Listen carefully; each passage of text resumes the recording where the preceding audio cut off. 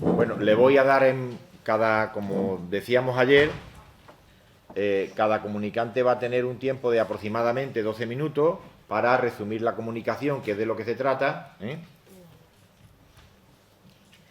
Y le voy a dar la palabra, en primer lugar, a Isabel Ramos Vázquez, que en representación de también Miguel Ángel Chamoso, nos hace una comunicación que se titula Representación y participación parlamentaria de los diputados jiennenses en el primer liberalismo, 1810-14, 1820-23.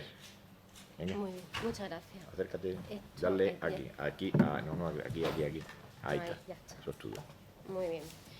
Pues muchas gracias a los organizadores de este congreso por haber aceptado esta comunicación que venimos a presentar desde la Universidad de Jaén. Bien, que la labor legislativa de las Cortes de Cádiz y muy especialmente la Constitución que se proclama en 1812 supusieron un cambio fundamental en el sistema político y jurídico en España es una verdad indubitable, incuestionada. Pero no podemos olvidar, esa fue nuestra punta de partida, que esta labor legislativa que se hace en Cádiz fue realizada por hombres concretos, por hombres determinados, que con su capacidad, con su formación y con su actitud participaron en el debate y la aprobación de los cimientos legislativos del nuevo Estado de Derecho. Por eso, y aprovechando que dos de las líneas temáticas de este congreso gravitaban en torno a la representación parlamentaria de los reinos y provincias de Andalucía y la participación política en Cortes, nos pareció interesante al coautor de este trabajo, el profesor Miguel Ángel Chamocho, y a mí misma, plantearnos tres preguntas fundamentales. ¿Cómo fueron elegidos? ¿Quiénes eran?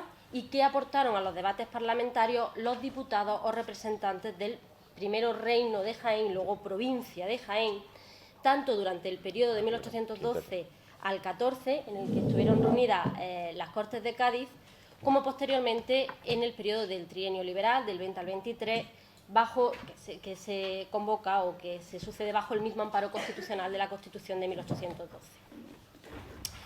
Bien, pasando directamente a la primera cuestión, puesto que ya soy consciente de que debo dar una comunicación breve. La primera convocatoria a Cortes, con un país todavía ocupado en gran parte por los franceses y con un rey ausente, tuvo lugar gracias a una orden de la Junta Suprema de España en la que se establecía que correspondía al Reino de Jaén la elección de 6 diputados, 4 electos por los propios miembros de la población, 1 más electo por el ayuntamiento, esto en herencia de haber sido Jaén una ciudad con voto en Cortes, y 1 sexto por parte de la Junta Suprema de la provincia de Jaén. La instrucción de 1 de enero de 1810 regulaba la calidad de dichos electores, lo hacía de forma muy parecida a lo que posteriormente estableció la Constitución. Debían ser parroquianos, varones mayores de 25 años, que tuvieran casa abierta, también en recuerdo a los antiguos fueros medievales, y de condición eclesiástica o secular. Y establecía esta misma instrucción que en situaciones de ocupación los naturales del reino que se encontraran en Cádiz tendrían la capacidad de sufragio activo para que entre ellos pudieran elegir al representante del reino. Así ocurrió en el caso de Jaén, que era una provincia ocupada, constituyéndose los jiennenses desplazados en Cádiz de una especie de junta provincial con capacidad para elegir al representante del reino.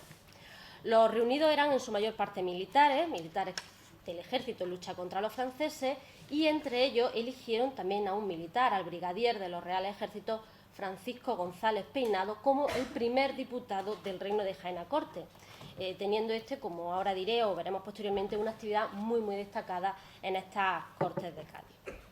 A este primer diputado se sumaron otros diputados de la ya provincia de Jaén, una vez liberada, a partir de 1813. Pero estos ya lo harían según un modelo electoral, el modelo electoral regulado íntegramente en el texto constitucional de Cádiz, que sorprendentemente es el único texto constitucional en toda la historia del constitucionalismo español que así lo hace, sin remitir a un posterior desarrollo normativo la regulación del sufragio.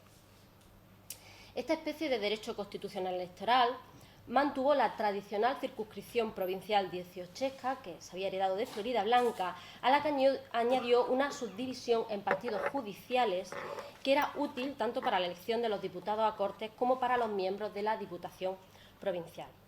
Jaén quedó así constituida en provincia y circunscripción electoral según el artículo 10 de la Constitución, y su división en partidos proporcionalmente iguales se llevó a cabo tras la total expulsión de los franceses en septiembre de 1812 y gracias a la llegada del primer jefe político, Antonio Martínez Salcedo, quien fijó 5 primeros partidos para la provincia con la capitalidad en Jaén, Martos, Andújar, Baeza y Úbeda.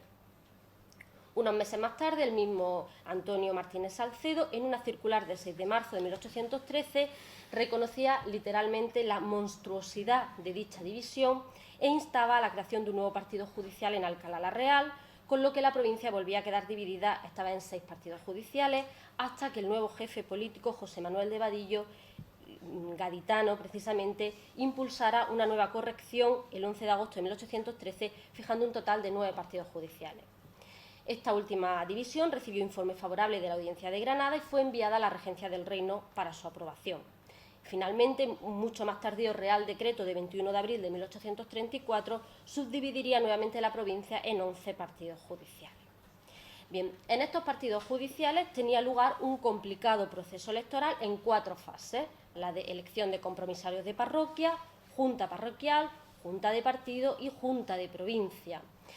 Que este sistema de sufragio, como digo, aunque garantizaba en un primer nivel el sufragio universal masculino, filosóficamente justificado en la soberanía popular, iba paulatinamente reduciendo la lista de electores para asegurar el final del sufragio de las nuevas élites propietarias que estaban conquistando el poder. El sistema regulado, como he dicho íntegramente en la Constitución de Cádiz, era el siguiente. El primer domingo de octubre, anterior a las elecciones, se reunían todos los ciudadanos avecindados y residentes en sus correspondientes parroquias para la designación de un elector parroquial por cada 200 vecinos. Previamente, estos vecinos, presididos por el jefe político, el alcalde o algún miembro de la corporación y con asistencia siempre del cura párroco, elegían a 11 compromisarios por cada elector de parroquia. El elector parroquial, elegido por los compromisarios, debía tener la condición de ciudadano mayor de 25 años, vecino y residente en la parroquia. Los electores parroquiales de todos los pueblos que conformaban el partido debían desplazarse en la fecha indicada hasta el pueblo cabeza de partido judicial para designar a los electores de partido, cuyo número total debía ser el triple de los diputados a Cortes a elegir. A este respecto, como Jaén se distribuyó, por ejemplo, en 5 partidos judiciales y elegía a 4 diputados a Cortes, los electores de partido debían ser 12, distribuidos de la siguiente manera: 3 por el partido de Jaén, 3 por el de Úbeda, 3 por el de Jaén, 3 por el de Baeza, 2 por el de Úbeda, 2 por Andújar y otros 2 por Martos. Estos electores de partido, estos 12 electores de partido, junto con el jefe político, eran las personas que conformaban la Junta Electoral de Provincia, y eran estos 12 los que finalmente elegían en realidad a los 4 diputados a Cortes. Este modelo de sufragio indirecto se asentaba sobre un sistema electoral plurinominal, con el cual era más fácil para el Ejecutivo controlar el proceso electoral mediante la intervención del jefe político en la Junta, y también era más fácil la depuración del voto rural, que solía ser de tendencia conservadora. Bajo este procedimiento que he descrito se desarrollaron las elecciones, las 2 elecciones de 1813, las de 1820 y 21, de la siguiente manera. Los 12 miembros pertenecientes a la Junta Electoral de Provincia se reunían en sesión pública en las salas consistoriales del Ayuntamiento para constituir la mesa electoral presidida por el jefe político, que comenzaba su labor con la anotación de los nombres de los electores en el libro de actas. Después se elegía por votación un secretario y 2 escrutadores y se procedía a la lectura de los capítulos de la Constitución que trataban sobre todo lo relativo al acto de votación. Se procedía también a la lectura de las certificaciones de las actas de las elecciones hechas a las correspondientes cabezas de partido y después a la acreditación de los miembros de la Junta ante la mesa electoral.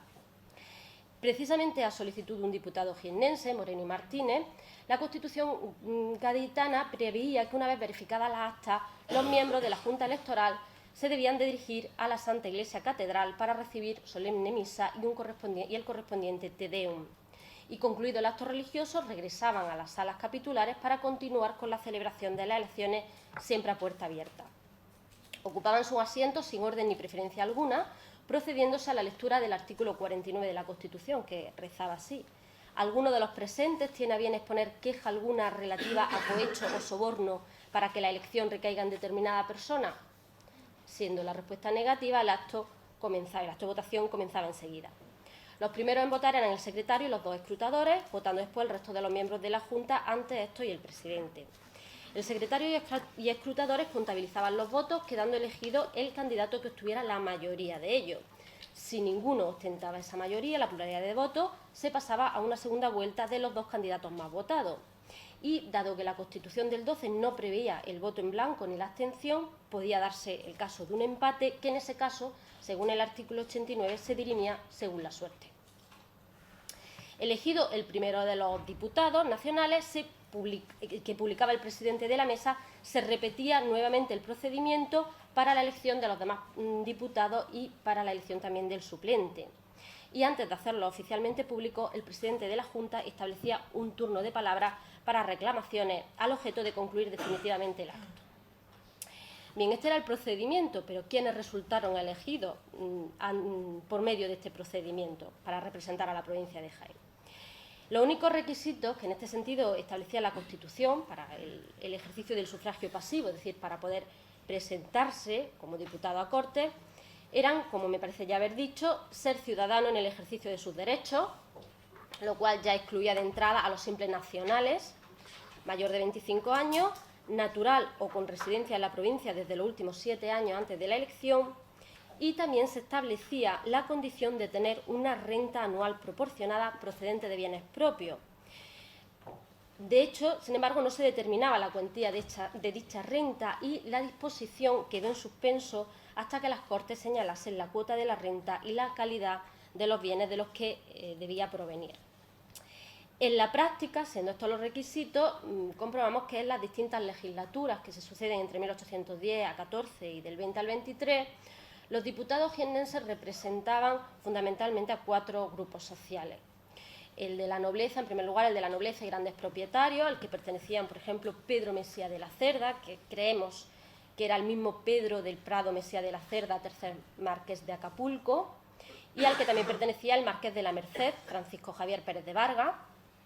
En segundo lugar, el grupo militar, al que pertenecían Francisco González Peinado, brigadier de los Reales Ejércitos, el primer diputado jiennense, pero también Diego Marín Vadillos, Pedro Lillo de Gámez, todos ellos militares.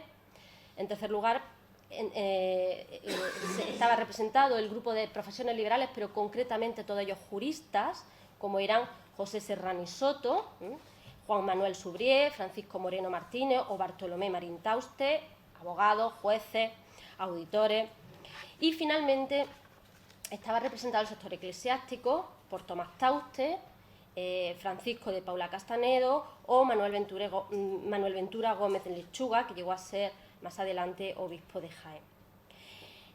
La mayor parte de estos diputados tuvieron también una azarosa vida política, ocupando distintos cargos, bien de elección, como diputado a Cortes, senadores, en el caso de Tomás Tauste, por ejemplo, alcaldes, o bien por decisión política, como jefes políticos, intendentes, jefes de la administración. No incido mucho más en ello porque todo esto será luego publicado en las actas, cuál fue la vida política de cada uno. Hicieron carrera política municipal, muchos de ellos ejerciendo la alcaldía de sus pueblos natales, y también ejercieron cargos gubernativos de primer nivel provincial, tales como miembros de las juntas gubernativas municipales o provinciales en tiempos de la ocupación francesa, jefaturas políticas, intendencias, jefaturas de la administración, etc. ¿Cuál fue, visto en términos generales quiénes eran los representantes de la provincia, cuál fue realmente luego su participación parlamentaria? Bien, de la lectura de los diarios de sesiones se desprenden que todos ellos, la gran mayoría, tenían un talante liberal. Incluso el primer diputado de 1810, que había sido elegido en Cádiz por el procedimiento para las provincias ocupadas por los franceses, el militar González Peinado, que tuvo además una participación muy activa. González Peinado quizá no se caracterizó por ser un gran orador ni un hombre muy instruido. Él mismo afirmaba que los militares no tenemos el tacto en la lengua como en las manos, ni seguimos una coordinación de ideas como otros señores que hablan de todas las materias. Pero a pesar de ello sí se muestra como un convencido liberal que defendía sus posturas con pasión. Así se comprueba en su decidido apoyo al proyecto de ley de libertad de imprenta presentado por Argüelles, que se convirtió desde un primer momento en un derecho clave del pensamiento liberal, siendo admitido ya en el preámbulo del primer decreto de 10 de noviembre de 1810 y finalmente en el artículo 371 de la Constitución. Su patriotismo tuvo ocasión de manifestarse en muchos discursos. Necesitamos otro Robespierre cristiano para salvar la patria, llegó a decir en alguno de ellos, pronunciándose expresamente contra la posibilidad de que ocuparan puestos en el nuevo régimen quienes antes hubieran jurado al rey intruso. Con gran firmeza también tomaría la palabra para pronunciarse a favor de la igualdad de representación en las Cortes de los diputados americanos, de los diputados de ultramar. Los americanos piden con justicia, decía, se les debe conceder.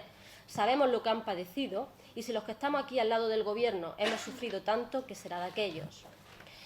No alcanzó a dar mayor argumento a favor de una cuestión tan delicada y discutida que hasta el propio Argüelles concedió posponer y que finalmente quedó artificiosamente resuelta privando a las castas privando a las castas de América de los derechos políticos. Al margen del problema político y los tecnicismos jurídicos, él manifestó firmemente partidario de la igualdad de representación, como se manifestó partidario de abolir la esclavitud, otra de las grandes contradicciones del primer constitucionalismo. Bien, el resto de los diputados, por resumir, puesto que estoy consumiendo el tiempo, del resto de diputados, pues no nos puede sorprender que en general se decantasen por los asuntos y funciones que mejor se adaptaban a sus condiciones. Los militares, por ejemplo, pues formaron parte de comisiones de guerra, se ocuparon de cuestiones como la ordenanza del ejército, reemplazos del mismo, etcétera. Los eclesiásticos de las comisiones eclesiásticas y temas también de tal naturaleza. La mayoría se pronunciaron y se interesaron por la administración provincial o municipal. Podríamos destacar la labor de Juan Manuel Subrié, que fue elegido secretario de las Cortes en 2 ocasiones, Castanedo, pero por no aburrirles más o porque no consumir más tiempo del que me corresponde, pues les remito, para quien pueda tener interés en este tema, en las actas que se publiquen, en los que pues se describirá mucho más pormenorizadamente cuál fue la función y la actividad de todos estos diputados. Muchas gracias.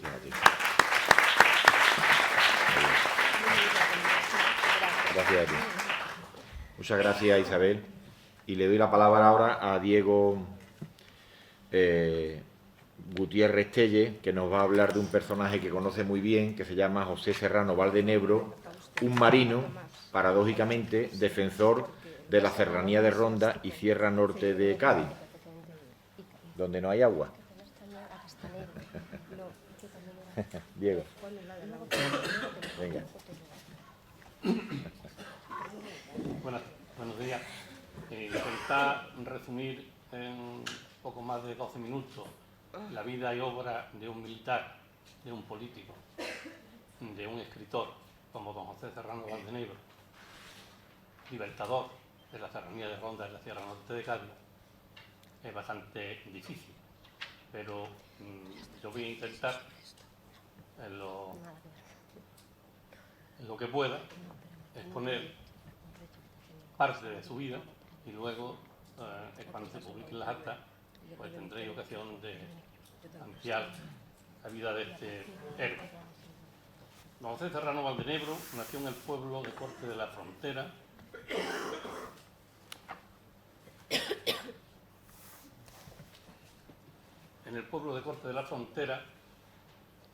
el 3 de noviembre de 1743. Era el primer hijo de don José Serrano Arjona, de Grazalema, y de doña Francisca Valdenebro Ruiz, de Corte de la Frontera. Fue educado, junto con su hermano Simón Serrano Valdenebro, por su tío, don Alonso Valdenebro, que era teniente cura de la parroquia de Nuestra Señora del Rosario de Corte de la Frontera. Ahí tenéis una imagen donde se ve la iglesia donde fue bautizado, una ermita, que era la ermita de la Inmaculada Concepción, que se comunicaba con la vivienda, con la casa de los Valdenebros, que eran enfrente. Ahí lo tenéis reproducida en la parte superior derecha, la espadaña de la ermita, y frente, la casa de los Valdenebros, que se conserva tal cual en Corte, tanto la ermita como la casa. Y ahí fue educado, y en la ermita fue enterrado, ahora lo veremos más adelante, sus mujeres, porque él contrajo matrimonio 3 veces. A los 14 años ingresó en el ejército de tierra y Su hermano Simón Serrano Valdenebro escogió la carrera eclesiástica, fue luego presbítero de esta misma población. En el Archivo General Militar de Segovia tenemos el expediente completo de Serrano Valdenebro. Y en dicho expediente hemos encontrado todos los documentos relativos a los 3 matrimonios que realizó a lo largo de su vida. El primer matrimonio se casó en primer lugar con doña María Francisca Tobalina y Vidal, nacida en Cádiz, hija del coronel y sargento mayor don Tomás de Tobalina, por entonces era gobernador de las Islas de Ibiza, y de doña Teresa Vidal. Este matrimonio lo autorizó Su Majestad Carlos III y ahí reproduzco en la página donde se encuentra en el Archivo General Militar, y al lado la partida de nacimiento donde se demuestra que nació en corte, porque algunos historiadores lo hacían nacer en Córdoba por un error en su partida de defunción, y otro en Gaucín, porque vivió en Gaucín algún tiempo, incluso su tercer matrimonio lo realizó en Gaucín. Este primer matrimonio duró 4 años nada más. Quedó viudo y se volvió a casar en segunda nupcia con doña María Alfonsa Crespo Ortiz Quile y Arán, que era hija de don Miguel Crespo y Ortiz y de doña Tomasa Quile y Arán. Ahí hay documentación que incluso se mandó desde corte y desde donde estaba destinado, solicitando autorización al rey Carlos III para que pudiera contraer matrimonio, segunda nupcia, y de este matrimonio, del primero no tuvo descendencia y del segundo matrimonio tuvo una sola hija que se llamaba María José Serrano Crespo.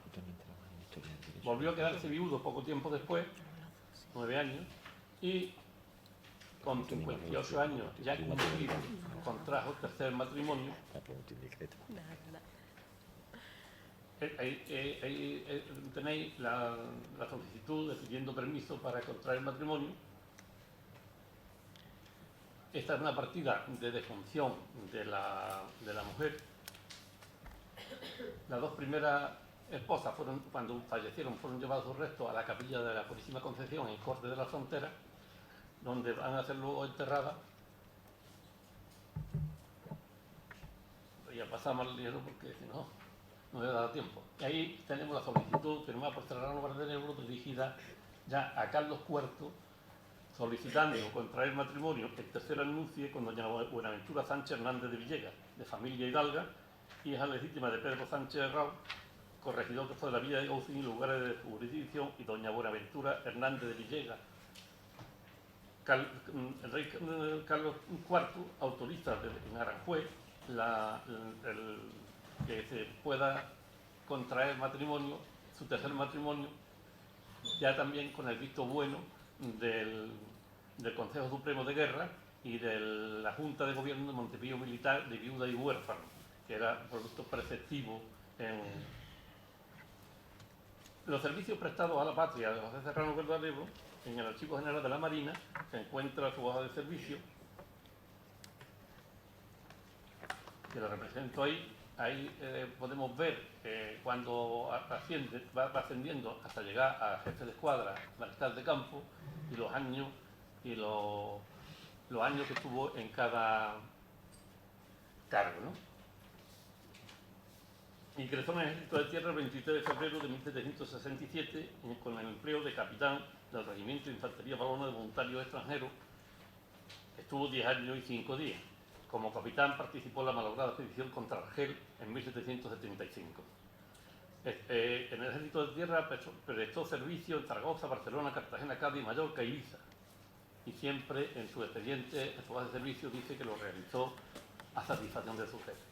Los servicios y campañas en el mar, porque él ingresa en la Armada aconsejado por el padre de su primera mujer, don Tomás de Tobalina, coronel de los Reales Ejércitos y gobernador que fue de la isla de Ibiza y Formentera, el 28 de febrero de 1777 con el grado de teniente navío y capitán de compañía, siendo su primer destino el mando de la segunda compañía del 10º Batallón de Marina. Por esa misma fecha, Serrano Valdenebro se le nombra segundo comandante del Real Arsenal de la Carraca, a las órdenes del capitán de fragata don Antonio de Ollarvide. Por esa misma fecha, Serrano Valdenebro, como teniente de navío, embarcó en el navío de Su Majestad el Princesa, buque de 74 cañones. Ahí estuvo y participó en varios hechos de guerra, como por ejemplo en el combate del Cabo de Santa María, donde fue herido y hecho prisionero. Estando todavía prisionero el 3 de febrero de 1780, fue ascendido a capitán de fragata, cargo que va a desempeñar durante 8 años, 11 meses y 11 días. El 14 de enero de 1789 ascendido a capitán de navío, donde ejercerá dicho empleo durante 7 años, 5 meses y 17 días. Al nuevo capitán de navío se le va a entregar el mando del navío de guerra del Saldeandro, barco que portaba 64 cañones. Y con él nuestro marino hace mayormente el transporte de tropas. Por real disposición de 1790 toma el mando de la división integrada por el San Eugenio de 80 cañones, la fragata, la Rosa y la Rosalía. El 18 de febrero de 1792 se le dio a Valdenebro la orden de partida a toda prisa con el navío a su mando a Mazalquivir para ayudar a la evacuación de Orán.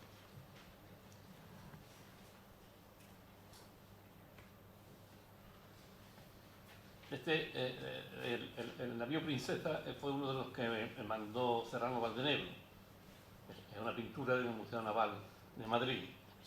El 11 de septiembre de 1793, por real también disposición, se le confirió el mando del navío Arrogante, buque de 74 cañones. Luego, al mando de la Urca Santa Justa y del navío de guerra San Fermín, regresó a Barcelona el 26, trayendo a bordo el primer batallón de su regimiento provinciano. Desde Ceuta, donde embarcó al primer batallón del Fijo, se dirige al Golfo de Rosa, desarboló del Mastelero Mayor en el meridiano del Cabo de Gata, donde llegó el día 22 del mismo, incorporándose a la escuadra del teniente general don Juan de Langa. Con la escuadra de dicho teniente general salió el 27 de julio para las costas de Francia e Italia en demanda de la francesa que se encontró apostada en la isla de Santa Margarita. Cuando regresaba con la escuadra del general Langa, se separó de ella en el meridiano de Rosa, en cuyo puerto fondeó el día 5 de septiembre, incorporándose a la escuadra del teniente general don Federico Gravina, que está en dicha bahía para apoyar su defensa contra los convencionalistas franceses. A la orden de Gravina se mantuvo en Rosa, sufriendo todas las penalidades del sitio de la plaza y fieros temporales, y habiendo perdido 5 anclas, desarbolado el día 15 de enero de 1795 y hallándose todo desguarnecido y enferma toda la tripulación, se le ordenó dar la vela para Cartagena y con escaso auxilio arribó al puerto de Palma de Mallorca el día 29 del mismo mes, obligado por los tiempos.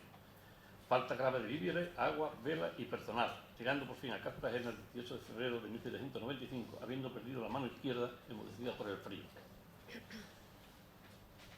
Fue ascendido al empleo de brigadier de la Armada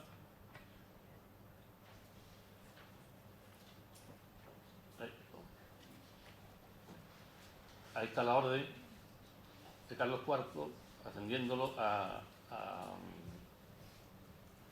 brigadier de la Armada el día 26 de octubre de 1796 y 3 años después nombrado mariscal de campo y poco tiempo después jefe de escuadra de la Real Armada. Heridas recibidas. Su cuerpo estaba bastante deteriorado por la gran cantidad de heridas que había recibido durante su vida profesional como marino. Si seguimos su hoja de servicio, en la batalla de los Cabos recibe una herida grave en la pierna derecha, otra en la rodilla, otra en la corva izquierda, 2 chispazos en las manos, otros 2 en la cara y finalmente, bueno, el tiempo se me acaba, entonces voy a contar un momento. Esta es una de las fotografías que aparece en un trabajo literario que hizo, discursos varios sobre el arte de la guerra, donde pone de manifiesto cómo tiene que ser el fusil que deben de empeñar los soldados y qué longitud deben de tener y que debe ser más corto que el ordinario y la bayoneta más larga y ancha de 2 filas. Estos son escritos de él como él, la justa vindicación y el manifiesto que realizó cuando fue cesado en la serranía. Ahí está la representación que hizo al Congreso y también la justa vindicación. dos documentos cuando estuvo destacado en la defensa en Extremadura en el cantón de Santolaya. Este es uno de los homenajes que el pueblo de Santolaya hizo a la Marina, regalándole un cañón del siglo XIX. Esto es un libro de Copilla, canción histórica, recogida por Juan Bautista de Torre y Torre, que era escribano de Casares y Estepona, y donde se cuentan en letrilla las hazañas de los serranos contra los gabachos. Este es el Tueco, un lugar en los montes de Corte Perdidos, donde se refugió cuando vino de Extremadura, cuando se dispersó el ejército de Extremadura. Este es un cáliz en copón que regaló don Simón Serrano Valdenebro, el presbítero, hermano de Serrano Valdenebro, a la iglesia de Corte. Esta es la orden de la regencia, nombrándolo comandante en jefe del ejército y de las patrullas de guerrilla que se van a formar en la serranía de Ronda. Esta es una máquina que un patriota de Alpandeire, Joaquín García Urrego, la fabricaron para trasladar los cañones por los caminos de la sierra. Consistía en una rueda donde el cañón iba en su centro y se transportaba por los caminos difíciles de la sierra. Esta es la plaza donde José Blanco rompió la orden de rendición, la plaza de Corte de la Frontera. Y el estandarte que una partida de Serrano Valdenebro le recogió a un desertor del ejército francés. La comunicación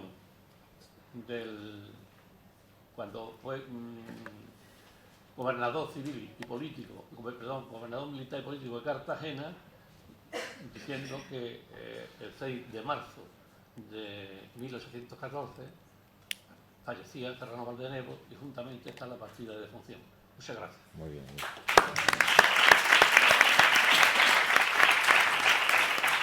Gracias, Diego. Y sí, os invito a que os retiréis de la mesa, amablemente. Colocaros por aquí cerca por si hay alguna pregunta. Víctor, incorpórate a la mesa. Haz el favor de ayudar a esta chica para que ponga el PowerPoint. No te preocupes, fíjate un momentito. Siéntate aquí, Víctor, la mía.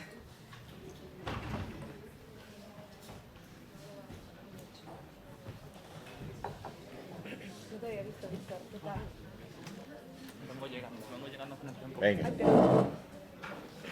Anda, pues yo me tengo Siéntate ahí. Víctor, ¿qué pasa? ¿Cómo estás? Me alegro verte.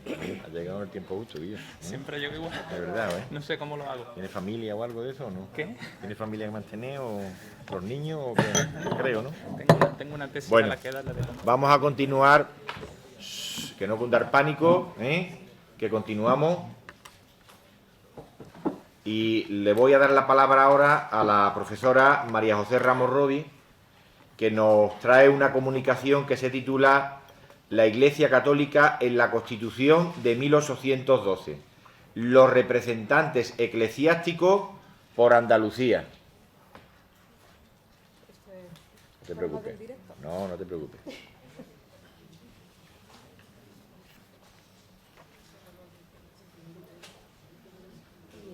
Estupendo.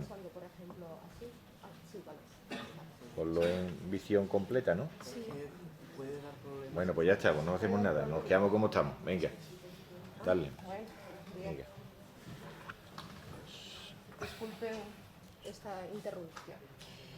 Bueno, en primer lugar quiero felicitar a los organizadores del Congreso, este Congreso Nacional Andalucía y la Constitución de 1812, y agradecerles tanto a Diego como a Alberto Ramos permitirnos defender nuestra comunicación.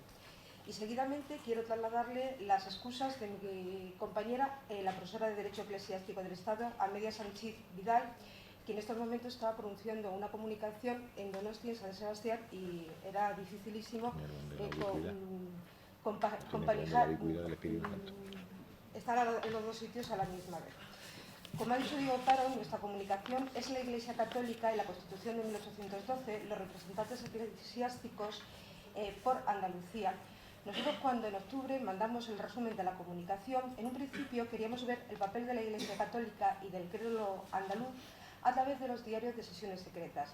a medida que nos fuimos incluyendo en esta diario de sesiones secretos, vimos que era necesario ampliar nuestra investigación al resto de los diarios de sesiones, a antologías de las Cortes y a la prensa para acometer con mayor profundidad el tema de la Iglesia Católica.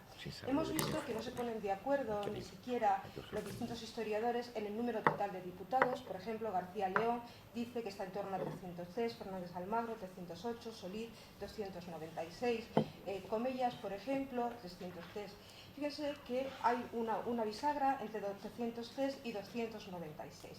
Tampoco se ponen de acuerdo historiadores e historiadoras sobre el papel monolítico de la Iglesia Católica y vamos a ver cómo tampoco, si ni siquiera se ponen de acuerdo sobre la alineación del clero. Nosotros queremos ver el tema de las intervenciones del clero, el tema de la Iglesia Católica a través del juramento, a través de la declaración de la confesionalidad del Estado, a través de los discursos o la falta de discurso de aquellos diputados que representaron a Andalucía y que eran eclesiásticos. Y lo que sí hemos visto en todas estas intervenciones es que la Iglesia es la salvaguardiana de la monarquía absoluta, sobre todo de una parte de la jerarquía de la Iglesia. El guión que nosotros vamos a seguir en la comunicación es, bueno, pues como somos historiadores necesitamos un eje de espacio y tiempo. En la introducción vamos a ver a través de los juramentos del periodo de la regencia y del juramento de los diputados constituyentes, y vamos a analizar también el tema del juramento a lo largo del articulado de la Constitución de 1812. Me refiero sobre todo al artículo 117 para los diputados, al artículo 173 para el rey y al artículo 212 para el príncipe de Asturias. También hemos analizado en esta comunicación el papel de la Iglesia Católica en el articulado constitucional, como ustedes saben, el artículo 12 de la Constitución de 1812 y en el sistema educativo. Ya casi para completar en la comunicación hemos visto la compleja alineación del clero andaluz y las conclusiones a las que hemos llegado. En la introducción nosotros hemos acotado el tiempo en la Guerra de Independencia, 1808-1814. Hemos visto como el alzamiento del pueblo español contra los franceses fue uno de los hechos más importantes de nuestra historia contemporánea, y citando al maestro José Luis Comella, la Guerra de la Independencia, aparte de contribuir de un modo muy considerable a la derrota de Napoleón, de alguna manera fue un ejemplo excepcional. El modelo español fue baluarte, fue seguido como eje director por muchas de las insurrecciones que se dieron en Europa en 1800. Andalucía, durante la Guerra de la Independencia, fue una de las regiones españolas que sufrió con menor incidencia el número de intensidad de batalla. Sin embargo, fíjense ustedes, eso no fue óbice para que fuera un lugar importante en todos aquellos episodios que de alguna manera van a marcar este periodo que nosotros estamos analizando, desde 1808 a 1812. Me refiero desde la batalla de Bailén, aquel julio de 1808, la Junta Suprema de Sevilla o la celebración de las Cortes de Cádiz. Una vez que nosotros hacemos esta introducción espacio-temporal, vamos a analizar el tema de la Iglesia como institución a través de los juramentos. El primer juramento que traemos es el juramento de la regencia. El juramento que presentaron los individuos de la regencia decía así: juráis a Dios y al Jesucristo crucificado, cuya imagen tenéis presente, que en el desempeño de la regencia de España e India, para que habéis sido nombrado por la representación nacional legítimamente congregada en la isla de León, haréis cuanto esté en vuestra parte para conservar en España la religión católica, apostólica, romana, sin mezcla de otra alguna. En primer lugar, tienen que comprometerse a hacer prevalecer la religión católica. En segundo lugar, expeler los franceses de nuestro territorio. Y en tercer lugar, volver al trono de sus mayores a nuestro amado rey Fernando VII. Esto está fechado en la isla de León el 29 de enero de 1810. El juramento de los diputados constituyentes va más de lo mismo. Un poco es siguiendo la tónica que ha dicho la compañera Isabel Bernardo. Los diputados oyen misa del Espíritu Santo. Una vez que oyen misa, oyen el sermón exhortador del obispo de Orense, que dicen lo que deben de cumplir. Y una vez que han oído misa y han oído desde el púlpito el sermón, tienen que jurar. El primer juramento: ¿juráis la santa religión católica, apostólica, romana, sin admitir otra en nuestro reino? Segundo juramento: ¿juráis conservar en su integridad la nación española y no omitir medio para liberarla de sus injustos opresores? Y juráis conservar a nuestro amado soberano Fernando VII. Fíjense, aparece la palabra juráis, no aparece la palabra prometéis, y además, en primer lugar, la religión católica, apostólica y romana. Una vez que juran, tienen que aproximarse al púlpito de dos en dos, ponen la mano sobre los sagrados evangelios, cantan el Vini Creator y un solemnísimo Te Deum. Una vez que han hecho todo esto, pues se traslada desde la iglesia al teatro de la isla de San Fernando y se inicia la primera sesión inaugural, una sesión donde se proclama la soberanía nacional, donde se proclama la división de poderes y donde se decide nombrar una comisión para que elabore la Constitución de 1812. En esa Constitución de 1812 vuelve en su articulado a destacarse el tema de los juramentos. En el artículo 117, para los diputados, cada 25 de febrero tenían que renovar ese juramento. ¿Juráis defender y conservar la religión católica, apostólica, romana, sin admitir otra alguna en el reino? La grafía es porque es el texto de la época. Artículo 173. Es para, aquí viene muy pequeñito. Es para el rey. El rey, en su advenimiento a trono, fuere menor cuando entre a gobernar el reino, presentará juramento a las Cortes bajo la siguiente fórmula. Abajo pone, entre paréntesis, Fernando VII, tendríamos que decir, por la gracia de Dios y la Constitución de la monarquía española, rey de las Españas, juro por Dios y los santos evangelios que defenderé, conservaré la religión católica, apostólica, romana, sin permitir otra alguna en el reino, que guardaré y haré guardar la Constitución. Por lo tanto, fíjense ustedes que vuelven a poner la Iglesia por delante incluso de preservar la Constitución de 1812. También aparece en el articulado de la Constitución de 1812 el juramento para el príncipe de Asturias. En este caso, el príncipe de Asturias, llegada a la edad de 14 años, debe de jurar. El príncipe de Asturias dice: juro por Dios y por los evangelios que defenderé y conservaré la religión católica, apostólica y romana, sin permitir otra alguna en el reino. Por lo tanto, fíjense ustedes, tanto en el juramento de la regencia, en el juramento de lo preconstitucional y en la distinta articulación de la Constitución, aparece la fórmula del juramento en el cual se compromete a que prevalezca la religión católica, apostólica y romana. Una vez que nosotros hemos analizado el papel de la Iglesia Católica a partir del juramento, lo vamos a hacer también a partir del articulado. En el artículo 12 se establece taxativamente que la religión de la nación española es y será perpetuamente la católica, apostólica, romana, única y verdadera de la nación española. Además, fíjense ustedes, el catolicismo mantiene un peso muy específico en la vida nacional, en el Cádiz liberal, y podríamos establecer un paralelismo en la España josefina. Es la declaración de confesionalidad más explícita de todo el ordenamiento constitucional español. Años más tarde, Argüelles nos dirá que se hizo aquel artículo 12 en esos términos precisamente para calmar la furia teológica del clero, pero no solamente se queda en eso. Como nos ha puesto de relieve la profesora Isabel Ramos, pues también aparece un articulado donde la misa forma parte de la ceremonia de Estado, concretamente los artículos 48, 71 y 87. Y es más, en el artículo 249 se establece que los eclesiásticos van a continuar gozando del fuero de su Estado en los términos que prescriben las leyes o que en adelante prescribieren. A nosotros también nos interesa el papel de la Iglesia Católica dentro del sistema educativo. Vamos a ver cómo por primera vez emerge un marco general normativo de la instrucción pública en España, pero fíjense ustedes, en esas coordenadas en las que nos movemos, de la ocupación francesa y de la Constitución del 12, pues se hizo posible una enseñanza pública, católica, apostólica y romana. Por lo tanto, con esa premisa católica, apostólica y romana, nos quedamos mucho más alejados del laicismo francés que de la Roma papal. En el artículo 366 se establece como enseñanza básica el catecismo de la religión católica. Y ahí he puesto el artículo 371, que también han hecho alusión en mis anteriores compañeros. Este artículo 371 nos dice que todos los españoles tienen libertad de escribir, imprimir y publicar sus ideas políticas, sin necesidad de licencia, revisión o aprobación alguna anterior a la publicación bajo las restricciones y responsabilidad que establezcan las leyes. Precisamente este artículo, el artículo 371, fue la razón de que proliferaran los catecismos políticos. La falta de censura en las publicaciones, a pesar de la declaración inicial del texto constitucional del artículo del 12, pues permitió esos catecismos políticos.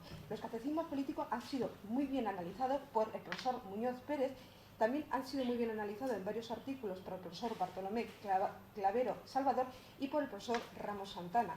Por lo tanto, fíjense ustedes cómo, bueno, yo lo traigo ahí porque de alguna manera nos puede servir más como en el marco educativo, pero también es verdad que es un tema que ya ha sido tratado y que se aleja un poco del tema de la Iglesia Católica que aquí tratamos. El último apartado que vamos a tratar en esta comunicación es la compleja alineación del credo andaluz.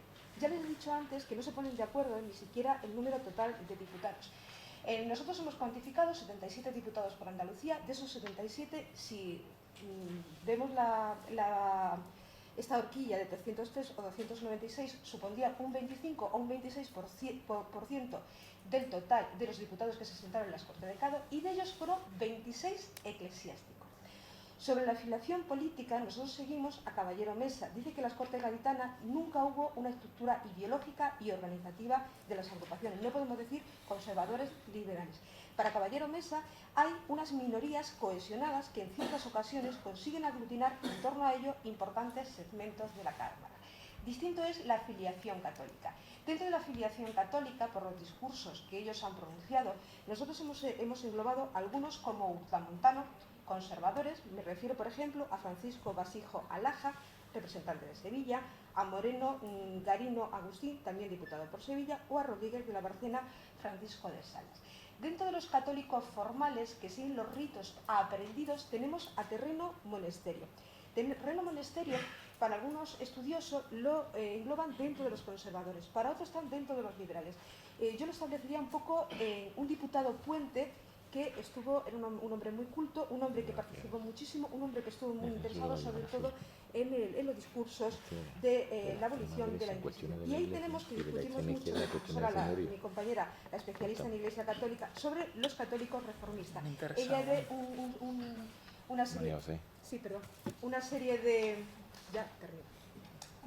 de diputados, pero lo hemos dejado en puntos suspensivos porque todavía tenemos que cerrar y llegar. En la comunicación, cuando se publique, verán ustedes un apéndice prosopográfico de todos los diputados eclesiásticos que representaron a Andalucía con sus distintas intervenciones, y a pie de página todas las bibliografías donde pueden encontrar. Y para concluir, nosotros hemos visto, a modo de conclusión, que el juramento obliga a prejurar a quienes no fueran católicos y quisieran ser tanto diputados como funcionarios. Por las intervenciones de los diarios de sesiones ordinarias y secretas, el clero, nosotros hemos visto que actuó a título personal, no como institución monolítica, y por lo tanto vamos a ver cómo ellos, bueno, pues seguían a la jerarquía eclesiástica, pero tenían ciertas ideas en una cuestión es otra. También hemos visto cómo la religión fue de hecho un hecho fundamental en el Estado liberal creado en Cádiz, pero también lo fue en la monarquía de José I. Muchas gracias. Gracias a ti.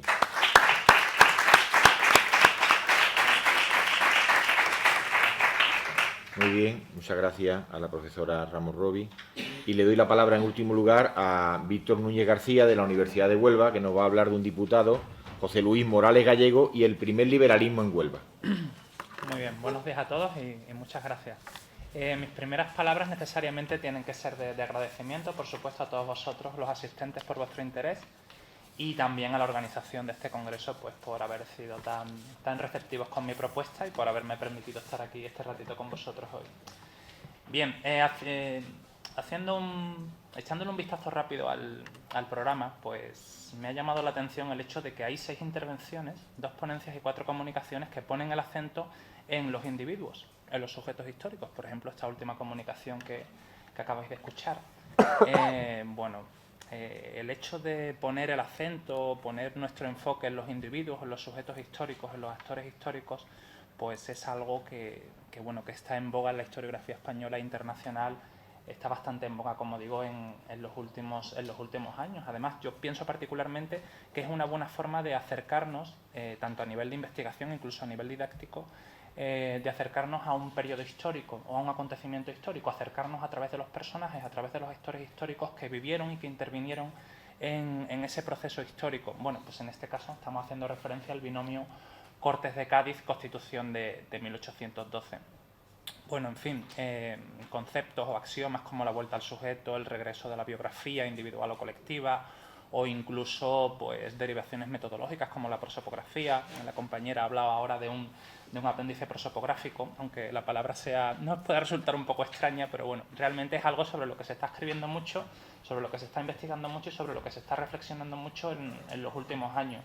Y bueno, realmente yo, como también me dedico a eso, pues al ver que se está prestando tanta atención en este congreso y en otras reuniones científicas, publicaciones, etcétera, en los últimos años, pues es algo que me reafirma y también es algo que me alegra. Así que desde una perspectiva profesional, pero también personal, pues me siento bastante satisfecho una vez que he comprobado que, entre comillas, los que hacemos biografía, prosopografía, estamos también representados aquí estos días en Cádiz. Bueno, pues simplemente no voy a hacer un comentario historiográfico ni una comunicación sobre historiografía. Mi objetivo era hablaros de José Luis Morales Gallego, pero bueno, simplemente quería poner el acento en el hecho de que creo que es interesante acercarnos, tanto a nivel de investigación como a nivel didáctico, acercarnos a una época histórica y a ciertos acontecimientos históricos a través de los personajes. Es una estrategia alternativa y creo que puede resultar interesante. Bien, pero en este caso mi objetivo es el personaje de José Luis Morales Gallego. Bueno, José Luis Morales Gallego, no solo el personaje en sí, no solo el trayecto vital en sí del personaje, sino también su vinculación con las Cortes de Cádiz, como diputado de las Cortes de Cádiz, y su vinculación más o menos intensa, en este caso menos, con la Constitución de 1812. Bueno, pues José Luis Morales Gallego es uno de los escasos diputados naturales de los territorios en aquel entonces pertenecientes al Reino de Sevilla, que luego posteriormente conformarían la provincia de Huelva. Bueno, hay pocos diputados nacidos en aquellos territorios en las Cortes de Cádiz. Hay otro nacido en Almonte, pero que ya entra en 1813, Vicente Ramos. Y bueno, Vicente Ramos es de Almonte, como digo. José Luis Morales Gallego es de San Juan del Puerto, una localidad menos conocida, una localidad que está cerca de Huelva. Bueno, pues el caso es que para la historiografía local onubense son prácticamente unos completos desconocidos. Bueno, hay muchas explicaciones, hay muchas formas de explicarnos esas circunstancias. Bueno, creo que fundamentalmente es por el hecho de que su vinculación con Huelva o su relación con los territorios de la provincia de Huelva, pues simplemente hacen referencia al hecho de que nacieron allí, a su nacimiento y, por supuesto, una vinculación familiar. Tanto Vicente Ramos como nuestro personaje Morales Gallego luego hacen su vida profesional, política, etcétera, en otros ámbitos. Morales Gallego fundamentalmente en Sevilla y ese caso que he sacado a colación de Vicente Ramos, pues fundamentalmente en Andalucía Oriental y también en Sevilla. Bueno, y realmente yo mismo, que bueno, me dedico a un periodo posterior a la época isabelina a nivel de investigación, pues tampoco conocía demasiado sobre estos personajes. Realmente comencé a interesarme por ellos y comencé a interesarme por ellos, como digo, a través del proyecto del Diccionario Biográfico de los Parlamentarios Españoles. Las dos personas que están en la mesa conmigo también participan en ese proyecto y bueno, pues simplemente dentro de esa primera fase y del Diccionario de las Cortes de Cádiz, pues se me encargó la redacción de las dos biografías y bueno, ese fue el punto de partida de mi interés por esos personajes y realmente digamos que aquella primera biografía para ese proyecto pues es la base del trabajo que presento aquí. Al igual que mis compañeros, voy a hablar muy brevemente y muy sintéticamente. Además, el descanso está cada vez más cerca y lo deseamos todos más, por así decirlo. Y, en fin, no pretendo aburriros mucho. Al igual que mis compañeros, me remito a las actas para que tengáis una visión más completa de los matices, de las matizaciones que os voy a dar aquí. Bien, además el personaje de Morales Gallego me parece interesante porque dentro de su figura, dentro de su trayectoria vital y dentro de su análisis sociológico, más o menos sociológico, para hacer un análisis sociológico habrá que hacer un análisis de grupo, pero bueno, dentro del grupo en el que se inserta como diputado de las Cortes de Cádiz, creo que en sus características y en las variables sociológicas que podemos que podamos analizar de su personaje, ya comienzan a verse, comienzan a prefigurarse algunas de las características y algunas de las variables del modelo tipo del parlamentario y del diputado político pseudo profesional, entre comillas, que comienza a formarse a mediados del siglo XIX y que se hace más visible ya en la época de la Restauración. Ya en Morales Gallego se prefiguran algunas de estas características de las que os hablaré un poquito más adelante. Bueno, pues algunos datos de corte biográfico. José Luis Morales Gallego nace en San Juan del Puerto el 23 de julio de 1754 y muere en Sevilla el 6 de febrero de 1818. Bueno, pues este primer dato ya es importante, la edad. Es decir, acude a las Cortes de Cádiz con 58 años. Es decir, esta experiencia iniciática primigenia de las Cortes de Cádiz, del parlamentarismo, para Morales Gallego, vamos a decir que, hablando un poco coloquialmente, que ya le pilla un poco mayor. Ya está un poquito mayor con 58 años. Además, esto contrasta pues, con las características de los miembros de la primera generación del liberalismo español y andaluz en particular, que comienzan a tener una posición importante a nivel político, a nivel histórico, en las Cortes de Cádiz. Pues no sé, personajes como Martínez de la Rosa, como Alcalá Galiano, pues se caracterizan y que son importantes en las Cortes de Cádiz porque esta experiencia les coge en una etapa de su vida bastante más jóvenes. Y bueno, pues digamos que esta experiencia para este tipo de personajes, como digo, es un primer paso, es una iniciación y también es una preparación hacia una futura carrera dentro de la política que tendrá recorrido en futuros periodos históricos. En el caso de Morales Gallego es una experiencia que es iniciática, pero también es la última. Es la única experiencia parlamentaria que tiene. Muere en 1818. Bueno, hacernos la pregunta de si hubiera sido diputado en el Tribunal Constitucional, si hubiera vivido un poquito más, pues bueno, es una cosa que queda en el aire, no podemos comprobarlo. Bueno, algunos datos familiares. Tuvo un único hermano, Juan Morales Gallegos, quien se dedicó a la carrera eclesiástica. Contrajo matrimonio con Juana María de Silva y Abreu y tuvieron un único hijo, Juan Bautista Morales de Silva, quien, al igual que su tío, también optó por la carrera eclesiástica. En el caso de Morales Gallego, no. Bueno, Morales Gallego nace en San Juan del Puerto en su momento en el seno de una familia con amplitud de recursos económicos. Realmente sus primeros años de vida se caracterizan por un desahogo económico tal como lo podamos entender para aquella época. Bueno, pues el hecho de nacer en una familia con recursos económicos le permitía a esa familia la posibilidad de enviar a su hijo a las aulas de la Real Universidad Literaria de Sevilla para cursar estudios superiores. Y bueno, esto es lo que hizo Morales Gallego, que obtuvo en Sevilla los títulos de bachiller y de licenciado en leyes. Es decir, tiene un perfil formativo vinculado al derecho, a lo que hoy conocemos como derecho. Bueno, esto también es importante, porque bueno, este perfil formativo y profesional vinculado a las leyes, vinculado al derecho, es otra de las características que conforman ese modelo tipo del ideal, entre comillas, del político, del parlamentario de mediados del siglo XIX, de la segunda mitad del siglo XIX. Aunque también hay que decir que esta variable, a estas alturas, la compañera también nos ha hablado sobre esta cuestión ahora mismo, como digo, esta variable a estas alturas en las Cortes de Cádiz no es la variable dominante en cuanto a los perfiles socioprofesionales. Realmente en las Cortes de Cádiz tanto el perfil eclesiástico como el perfil militar aún están por encima de los abogados, del perfil asociado al derecho. Cuando este perfil del derecho sea mayoritario será en épocas posteriores, serán décadas posteriores. Bien, sigo con algunos datos biográficos. En el año 1783 ingresó en el Colegio de Abogados de Sevilla. Bueno, aunque su carrera profesional no se dirige a la práctica de la abogacía privada, se dirigió más bien a la práctica de la Administración de Justicia Pública, la magistratura. En este caso fue fiscal de los Reales Alcázares de Sevilla desde 1784 hasta 1815. Bueno, pues nuestro siguiente ítem o parada dentro del recorrido del trayecto vital de Morales Gallego es el año 1808 y los inicios de la Guerra de la Independencia. Bueno, en aquella época era síndico personero del Ayuntamiento de Sevilla. Después de estudiar, digamos que pues se queda en Sevilla y continúa residiendo en Sevilla. Como digo, su vinculación con San Juan pues prácticamente es la familia y el nacimiento y los primeros años de vida. Bueno, pues en esta época, en los inicios de la Guerra de la Independencia, como todos conocéis, en mayo de 1808, en Sevilla se forma la Junta Suprema de España e Indias. En aquel momento se formó pues en base a los representantes del clero, de la nobleza, la ciudad, la milicia, los comerciantes y los cabildos. Bueno, pues fruto o como desde la base de ese cargo de síndico personero, pues le correspondió dentro de esa Junta de Sevilla el cargo de vocal. Inicialmente rechazó el cargo, pero luego con posterioridad pues comienza a desarrollar sus trabajos como vocal en la Junta de Sevilla. Bueno, de esta etapa destacan que se le encargan fundamentalmente labores dentro del ámbito de la Administración de Justicia. Entre otras cosas, la Junta lo nombra ministro de la Junta de Seguridad Pública para los delitos de infidencia y fiscal del Tribunal Extraordinario de Seguridad Pública de Sevilla.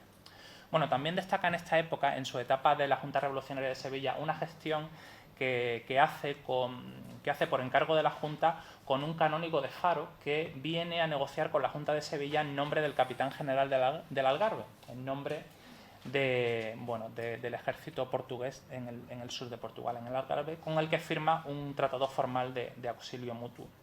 Y bueno, simplemente, aparte de su cargo de diputado en las Cortes de Cádiz, pues en 1813 fue nombrado jefe político de Sevilla, como digamos la última experiencia política del personaje. Bien, ya hemos hablado hoy también, los compañeros de Jaén, de la forma de llegar a ser representante de las Cortes de Cádiz, a la forma de llegar a ser diputado, cómo funcionan las elecciones, cómo es la normativa de las elecciones. Y José Luis Morales Gallego en 1810 resulta ser diputado electo a las Cortes de Cádiz, pero en este caso obtiene asiento como diputado por el procedimiento para las Juntas Superiores de Observación y Defensa. Es decir, le corresponde como miembro de la Junta de Sevilla.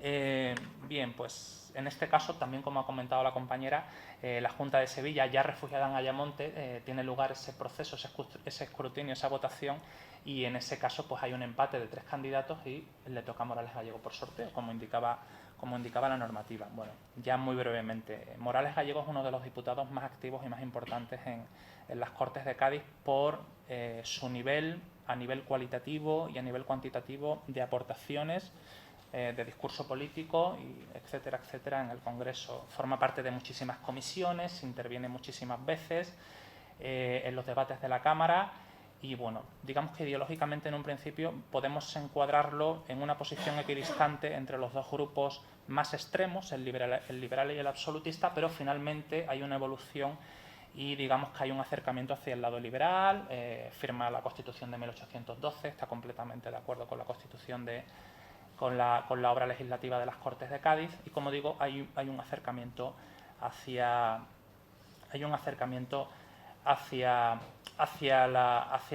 el lado liberal, hacia el lado ideológico liberal en las Cortes de Cádiz. Bueno, yo os traía algunos documentos, algunos discursos parlamentarios, fundamentalmente en referencia al tema de la guerra.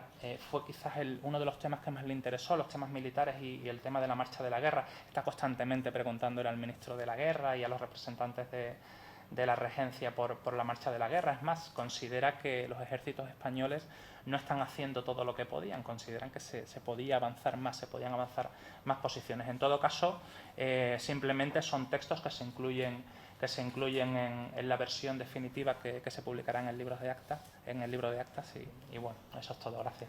Muy bien.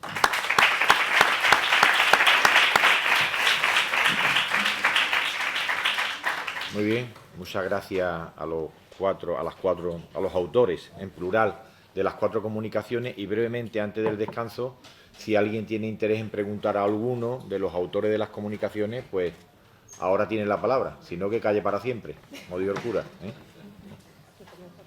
Bien, ¿alguna pregunta sobre cualquiera de las 4 comunicaciones que están los autores aquí presentes? No hay ninguna pregunta. Sí.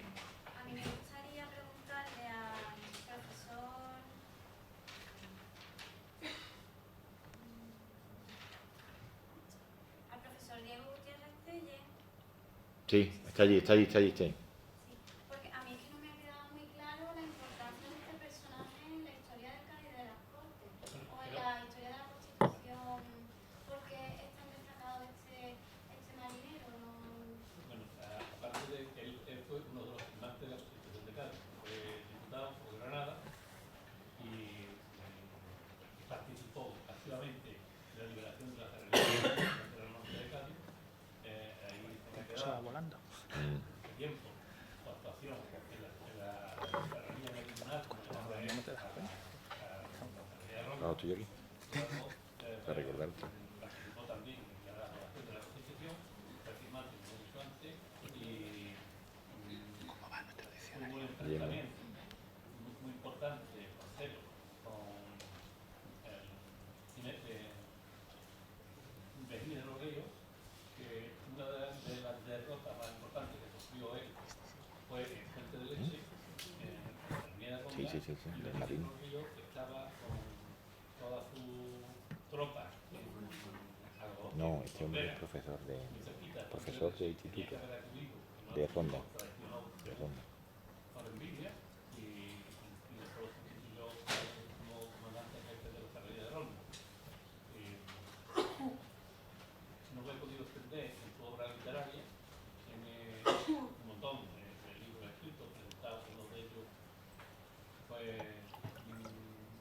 bajo la protección del Instituto de la Paz, de Manuel Godoy, y como he empezado con sus datos familiares y personales, no me ha dado tiempo a tocar en profundidad.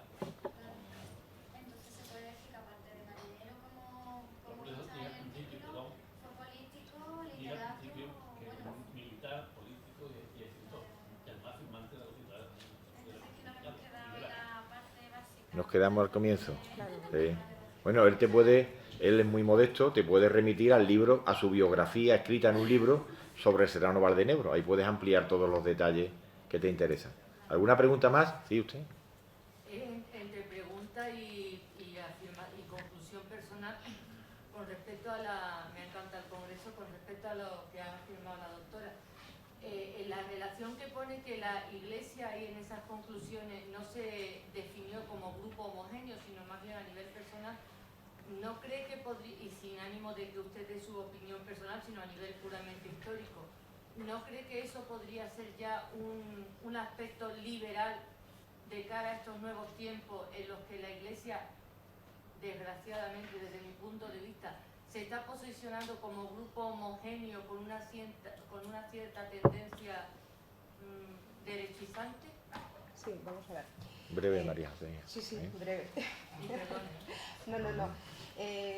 Nosotros lo que hemos querido poner de relieve, que a pesar de que la jerarquía establecía unas pautas de actuación, ellos eran, a título individual, se posicionaban de una forma u otra. Eso se puede ver muy bien en los distintos discursos sobre la abolición del voto de Santiago, por ejemplo, o el tema de la Inquisición. Por eso, en la diapositiva anterior, hemos visto como unos son ultramontanos, son muy conservadores, otros están a caballo entre conservador y liberal, posiblemente por esa evolución que ha comentado el compañero Núñez.